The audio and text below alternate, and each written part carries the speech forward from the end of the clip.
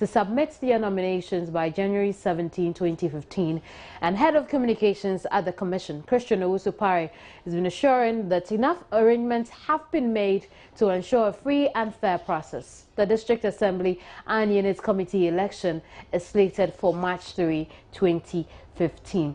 Now, I'll tell you more about that in a bit, but before then, let's talk about our roads and why the 5% reduction in lorry fares have not taken effect as checked by Joy News earlier today. Stephen Okujeto is General Secretary for the DPRTU. He's joined me over the telephone. Stephen, it's good to have you back. Hello, Stephen. Yes. You're welcome to the program, Stephen. Thank you, madam. Now, our checks at a number of lorry stations indicates that indeed the 5% hasn't been affected yet. Your thoughts on that? Yes, we sincerely apologized if some people are saying that they've not received any directive. We finished with the calculation late yesterday afternoon, and the list was dispatched to the various regions. And I sincerely believe by the course of days, most of them might have received it. Mm. And we are aware that an exercise of this nature will take a day or two to stabilize things. Very well. So when exactly should passengers expect that the lorry fares would indeed reduce by 5%? Well, you know, when we make a reduction like this, we don't allow the drivers to do the calculation. We do it at the headquarters and then dispatch it to the various regions, the various branches, locals, and the loading points. And I'm sure when they receive it, anybody who has been paying 60 cedis per journey, 60 pesos per journey will end up paying 55 or 50. And then a long distance, somebody who is traveling to Kumasi has to pay 20 cedis, will end up paying 19 cedis. So they'll see but the reduction. it's difficult to say when exactly. From today, madam. From today. Now let's talk about the figure. So for instance, you pay 60 pesos, you now would be paying 55 pesos or 50 pesos.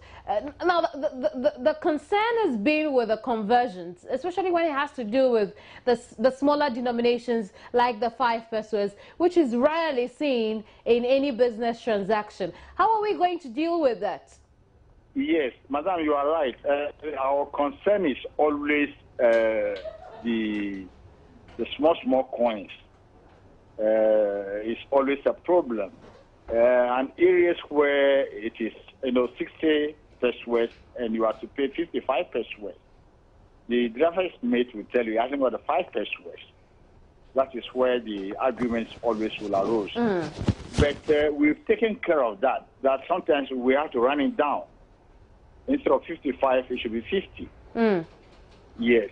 But the long distances, we don't have a problem there. That one is a round figure. So we are aware of the problem, and we'll make a passionate appeal to the communities to bear with us. Sometimes, if they can have the exact amount on them handy, that will also make the journey very smooth. Right. Now, let me try and understand what you just said. The fact that, for instance, if you paid 60 pesos short journey, by the 5% reduction, you should be paying 55. But it should be 50. If it is 60, you will end up paying 0.55. Great. So 55 pesos. Yes. But because we could have challenges with change situation, conversions, the GPRTU or whichever council is doing the calculation is reduced it to 50 pesos. So then officially, commuters will pay 50 pesos instead of the 60 pesos. Is that what your calculation says? Yes, madam. And that's what you have distributed. That's exactly how it will go. No, not per the discretion of the driver's mate, but that is what your calculation and the onward distribution to the various lorry stations will be telling them to do. Yes, because of this misunderstanding, that is why we took our time to do the calculation for them. And this list is going to be distributed at all lorry points, all the loading points, so that the passengers are aware of the fact they've been paying as at now. And if there is going to be a 5% reduction, they have to see it.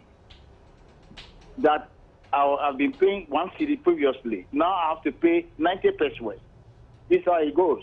If I've been paying 1 cedi, 10 pesos, I'm now going to pay 1 cedi.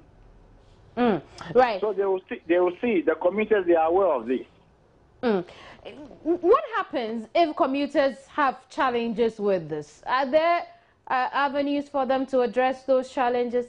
Yes, if anybody has a problem, you can report at the nearest GPITO station where you bought a vehicle. The branch officers, the local officers.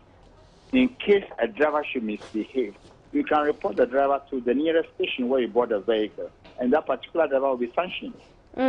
Right. Thank you very much, Stephen. Stephen Okujeto is General Secretary for the GPRTU. Let's talk about the district level elections now. As I was telling you, the Electoral Commission has asked the various assembly units that failed to get nominations for the forthcoming district level elections to submit their nominations by January 17, 2015. Head of Communications at the Electoral Commission, Christian Owusu-Pare, assures enough arrangements have been made to ensure a free and fair process. The District Assembly and Units Committee election is slated for March 3, 2015. From now until the 17th, anybody who lives in any of the areas where there were no nominations and is now interested in contesting the election can go and pick a nomination form, fill it and return it to the Deputy Returning Officer Special Duties. And that must be done before 5 o'clock on the 17th of this month. According to Christian Owusu-Pare, the numerous postponements of the district-level elections were due to financial and administrative constraints. He, however, says adequate measures have now been put in place to ensure it comes off successfully. He highlighted preparations made so far. As we speak now, yes, we are in the process of printing the notices of poll and the ballot papers. At the same time, we are working on the voters register that will be used for the elections on 3rd March 2015. And we have a series of training programs lined up for our operatives. Various categories of officials are to be trained, and we're expecting that from the 18th of this month, we'll start training the technical personnel, especially on the biometric verification devices. He says backup plans have also been made for the verification machines to deal with any possible breakdown, adding that a replacement of LI 1983 with CI 85 will ward off a repeat of challenges encountered in the 2010 District Assembly elections. We have taken measures to ensure that in the event that any machine breaks down, we'll be able to send a replacement as soon as practicable so that the process can continue. Indeed, we are now putting 2 verification machines at every polling station. So instead of the 1 verification machine that we had in 2012, this time we'll have 2 verification machines with some backup in the district. So that should both machines that we have sent to the polling station break down, we also have a backup to replace those ones that break down. Christian Owusu-Pare urged candidates to go about their campaigns with decorum.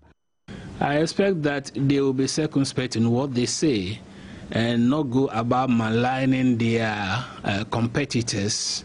If they will go through their campaigns devoid of any hate speeches and maybe so anything that will tend to downplay the opportunities of their opponents. The Electoral Commission is, however, entreating candidates and supporters to guard against acts that have the potential of undermining the credibility, turnout, participation and involvement of the average Ghanaian in the exercise, while urging all eligible Ghanaians to turn out to vote on the election day to ensure competent men and women are elected. Ridwan Karim Dini Osman, Joy News, Accra. However, former president of the National Association of Local Authorities of Ghana says the low remuneration for persons who work as assemblymen is partly to blame for the low interest in the district assembly elections. I spoke to him earlier on News Desk. The first admonition is that we have to make the system partisan. Every electoral area, the parties will have to go to congresses and elect candidates to contest as assembly members on the ticket of their respective political party. MMDC's positions must be made elective based on partisanship. When it happens that way, political parties will inject a lot of dynamism into the electoral process. Number two, you know, the Constitution has a very laudable expectation. Good governance, accountability, and participatory development.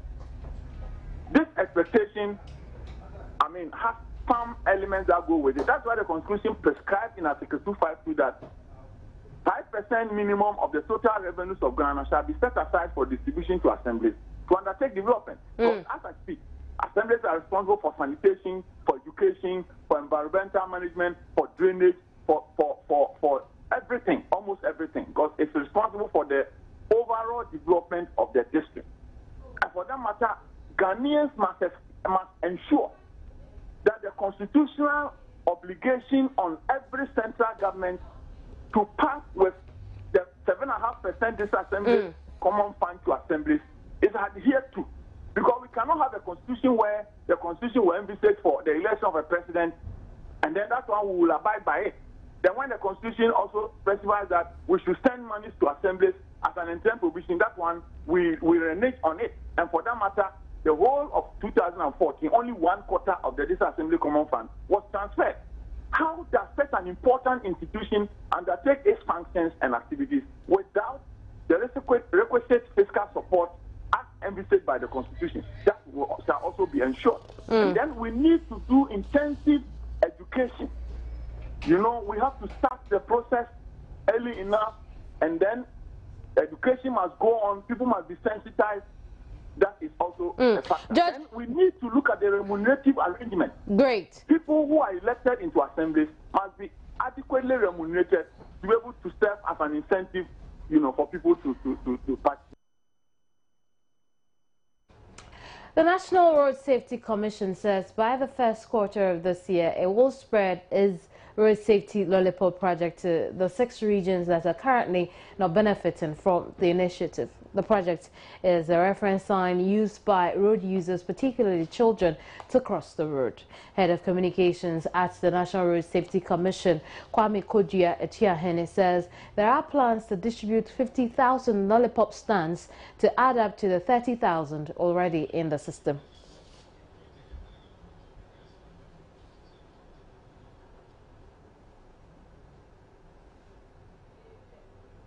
More than 270,000 pedestrians lose their lives on roads each year, accounting for 22% of the total 1.24 million road traffic deaths. Every hour, nearly 150 children are treated in emergency department for injuries sustained in motor vehicle crashes across the world. In Ghana, almost 250 children, representing 28% of 880 pedestrian deaths every year, are children below the age of 16, most of whom get knocked down whilst crossing the road. It is against this background that the National Road Safety Commission Commission introduced the Lollipop Road project in 2013 to reverse the alarming trend.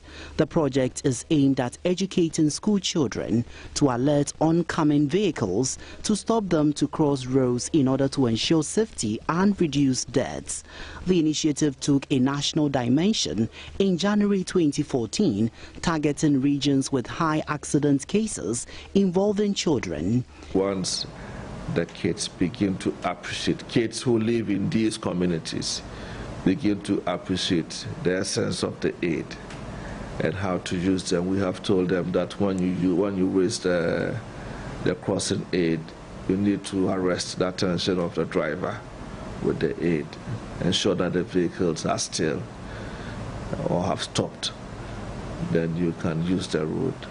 You drop the aid at the other end.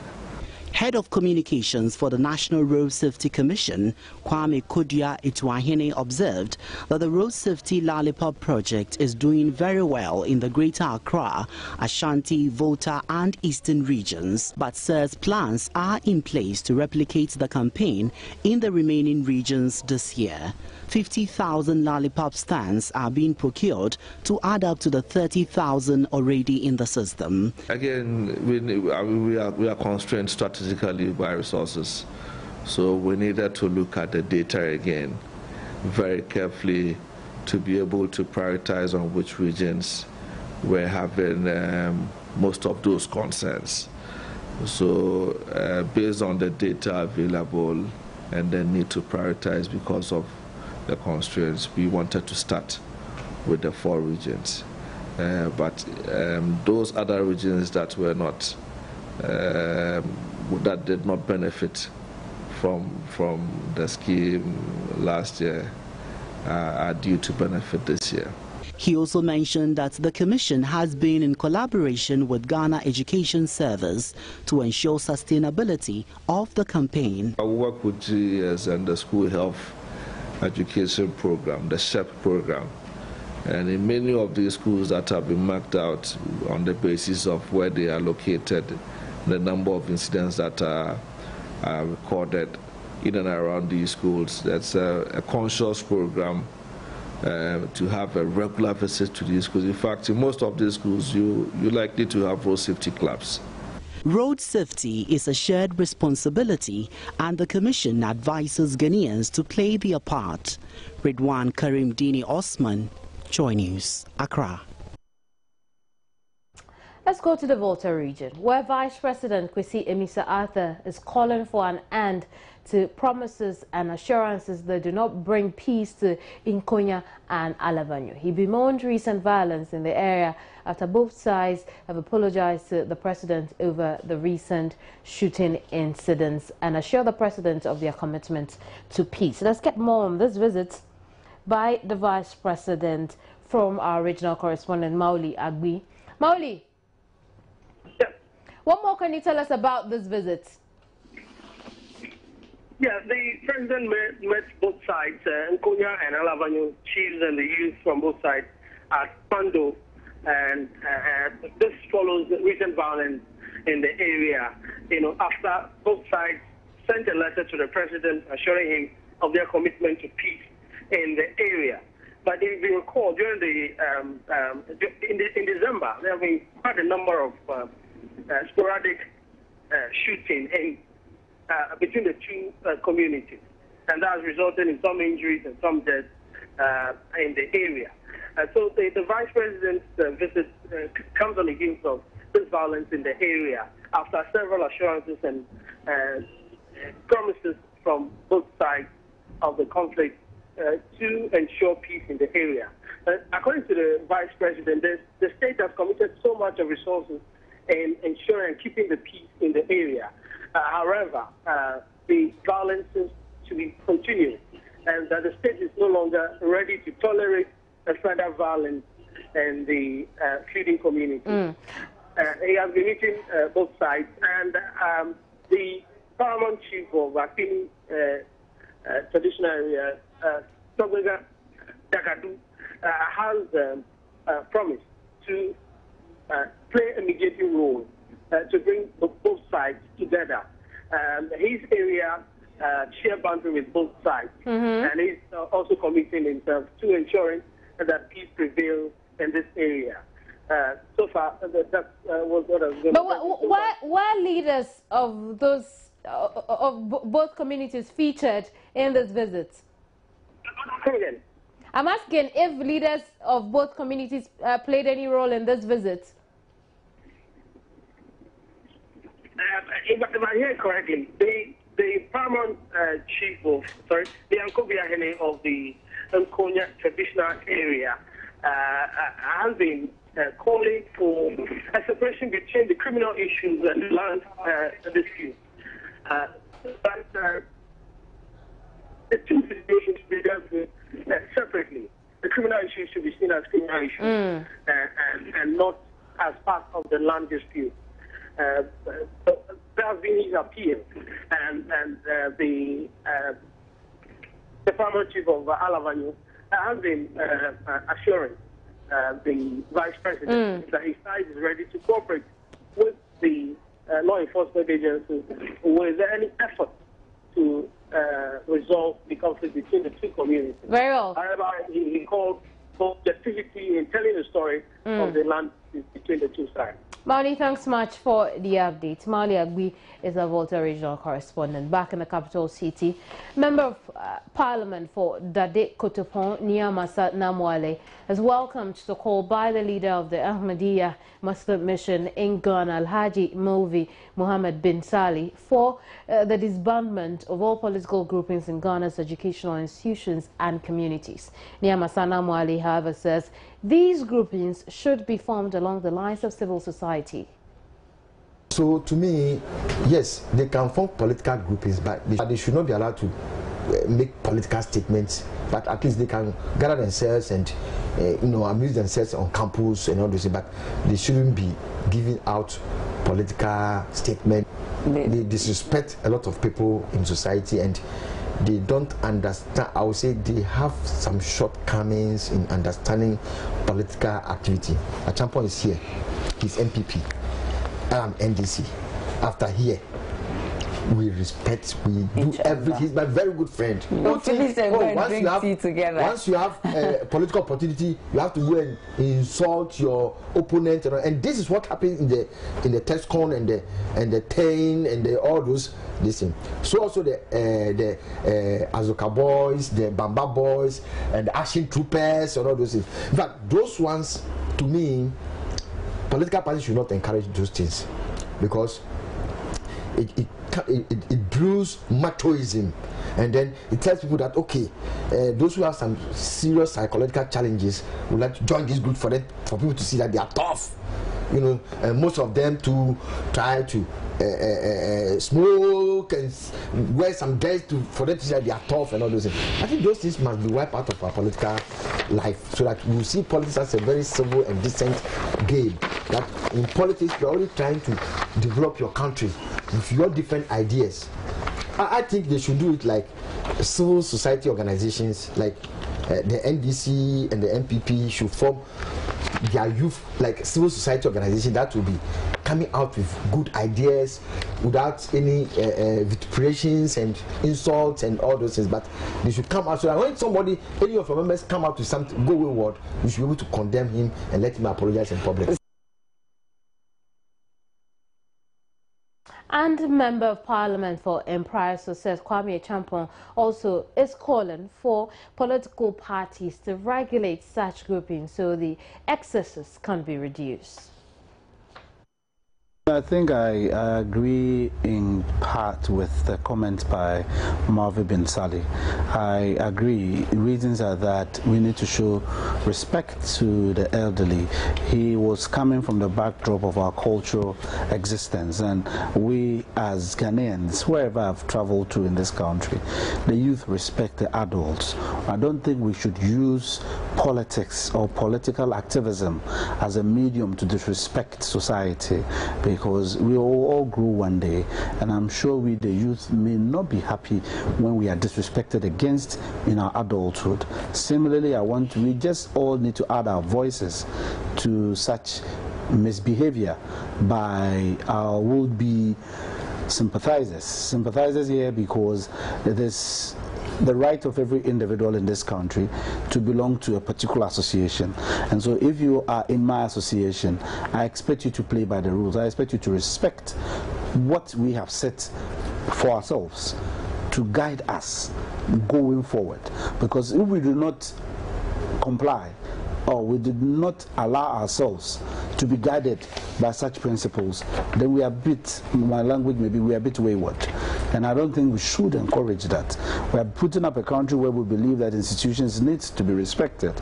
And so if the institutions are not just, quote unquote, any buildings, but the institutions are manned by human beings. And so we should also inculcate into the young ones coming up the level of discipline that some of us got, so that they should also be prepared to learn from us. At least we should measure some receptiveness, that yes, they are receiving what we are offering them, and they are imbibing into it, and they are helping themselves. We equally have some checks to do. I'm sure that is the faith-based institutions. This is a call coming from the faith-based institutions, because that's a religious institution. Yeah. And equally, I expect all of us in all our lives endeavors, wherever we find ourselves, if people do things and it is wrong, let us say it as it is. Let us measure our language. Time now for some business stories. Don't go away. Well, it's time for some business news now. Director of Policy and Research at the Africa Center for Energy Policy, John Peter Amewu, says with crude oil prices falling by over 48% over the past 6 months, the public should demand reduction in utility tariffs. Slowing global growth and increased supply of oil and gas have pushed prices sharply lower in recent weeks. I spoke to him on News Desk. Price of crude oil on the world markets fallen drastically at all-time lows, and we are still facing a very terrible power generation situation here in the country. Does it add up? I mean, for you as an energy person, does it add up? Because then, before our issue was either gas, which would have been a cheaper option we were not getting, or crude, which was too expensive and we couldn't buy. Now crude has fallen. Why are we still facing? That is a very brilliant question. You see, the problem we have with the energy sector had not necessarily to do with the feed alone. By the feed, I'm talking about what you put into the generators. We have managerial problems, the problems with the feed. Which they don't accept. Well, of course, but it's obvious. You, not an energy expert, can see clearly that prices of crude oil has fallen. Even I expect some Ghanaians to say now there must be a reduction in the tariff that we pay. Because in the build-up of our tariff, we use certain proportion, which, you know, being driven by what we call the combined cycle gas turbine, which is mostly of light crude oil. You know, at a certain price, gas and hydro, all those were built up to arrive at the tariff. I couldn't agree more. Now, one portion is falling. So Ghanaians can equally call now for a reduction in tariff in terms of our electricity bill. The point you are raising, which is very interesting now, is that why is it that now we have a reduction in crude oil prices, which was previously used as an excuse by government, and we're still having a power crisis? It means there are a lot more factors just to, you know, the problem we have than just the feed. It's not only the feed, but it goes beyond generations, distribution losses, mismanagement, you know, ECG, name them. All those factors contribute to where we are, our transmission problem. So it's not only the feed is only a partial index to the problem. Would it be a very good time for Ghana to explore other sources of energy, for instance, coal? Well, I know there have been some proponents of coal in this country. The current Minister for Energy, Dr. My good friend, Donko. Right. Okay. That'll be part of Kwabena Donko. Kwabena Donko, yes, for instance, proposed that coal is the solution to address the problem. It is proper to look at energy sources, other energy sources, and also other fuel sources to address our problem. I perfectly agree. But I think the best alternative is to go in for gas. You know, aggressive exploration of our coastline for gas, you know, I think it's a way out. But, you know, what we need to do that is to create a framework to allow, you know, exploration activity. Now, the Bank of Ghana has served notice of government's intention to borrow 25.42 billion Ghana cedis from the domestic market within the first 6 months of the year. The amount is twice the 12.72 billion cedis the government borrows through the issuance of government securities in the same period last year. The Bank of Ghana stated in the issuance calendar of Government of Ghana for January to June that in January alone, government intends to borrow 3.5 billion cedis, which is the least amount to be borrowed from the domestic securities market, with the highest being 4.84 billion Ghana cedis in March and June. At this, we'll speak first to George Kweku-Ofori, who is with GUTA, the Ghana Union of Traders Associations, but I understand he's not over the telephone. In a bit, we should fix those interviews and bring them to you. In the meantime, let's talk about Coca-Cola. Now, this drinks giant brand is set to cut up to 1,800 jobs worldwide as a continuous cost-cutting effort. Coca-Cola reported a 14% fall in earnings for the July to September quarter last year and sluggish revenue growth. The job cuts will affect the firms in Atlanta, its headquarters, as well as its international operations.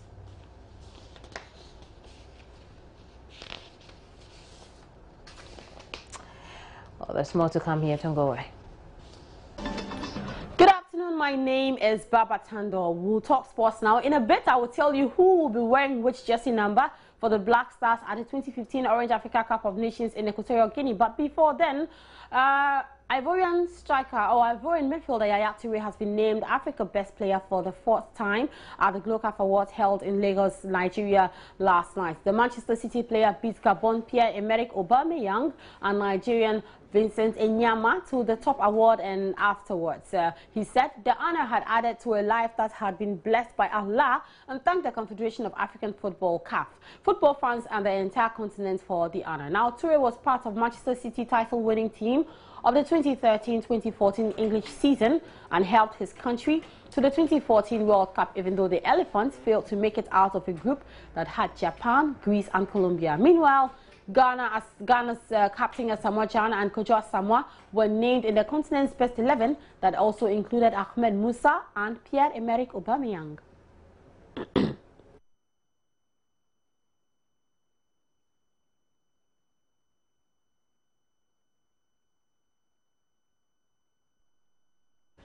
Right, so now we know who will be representing Ghana as far as the Black Stars are concerned in the upcoming Africa Cup of Nations Equatorial Guinea 2015. And, well, let me tell you who will be wearing which jersey number. Of course, some of them are pretty obvious, but for the jersey number 1, it will be worn by goalkeeper Razak Brahima. Fatau Dauda is another goalkeeper. He will be wearing jersey number 16. And then the third goalkeeper, Enesoa, he will be wearing jersey number 12. For the defenders, Harrison Affle, as usual, will be wearing his jersey number 23. Jonathan Mensah, jersey number 19. Awal Mohammed will be wearing jersey number 5. Daniel Amate will be wearing jersey number 4. Edwin Jima, he will be wearing jersey number 17. And Baba Rahman will be wearing jersey number 21. Let's go to the midfield. And Emmanuel Ajimanbedu, like always, will be wearing his jersey number 8. Christian Achu will wear jersey number 7. Efiye Akwa will wear jersey number 6. Dede Ayew, it's very obvious, jersey number 10. David Akam will be wearing jersey number 20. Number 22 will be worn by Frank Champon. Mubarak Wakasu will take Sule Muntari's jersey number, that's 11. Rabiu Mohammed will be wearing jersey number 13. And Solomon Asante will wear jersey number 14. Now, for the strikers, of course, you know what number Captain Asamoah Gyan usually wears is number 3, and that's secure. Jordan Ayew will wear jersey number 9. Kwesi Appiah will wear jersey number 2, and Mahatma Otu will wear jersey number 18. So those are the jersey numbers and the players who will be wearing them as far as the Orange Africa Cup of Nations 2015 Equatorial Guinea is concerned. Now, away from that, former Barcelona goalkeeper Victor Valdez has signed for Manchester United as the number 2, who and the goalkeeper said manager Luis van Gaal, he actually announced this publicly. Now, the 32-year-old Spanish international has penned an 18-month deal with the option of another year. Valdez has been training with United as he recovered from a serious knee injury after his Barca contract expired. Van Gaal said that Valdez had been very impressive during training.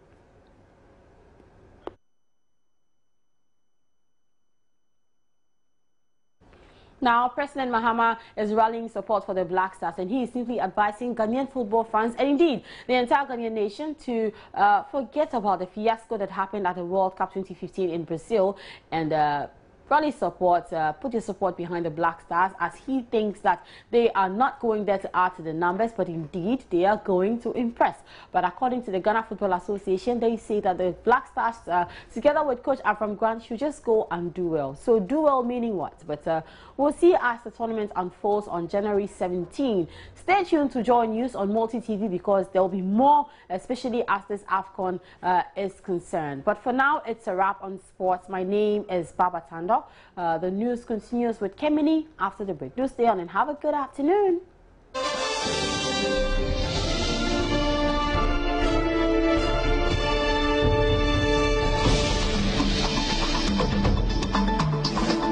MyJoyOnline.com for more news. That's it for the hour.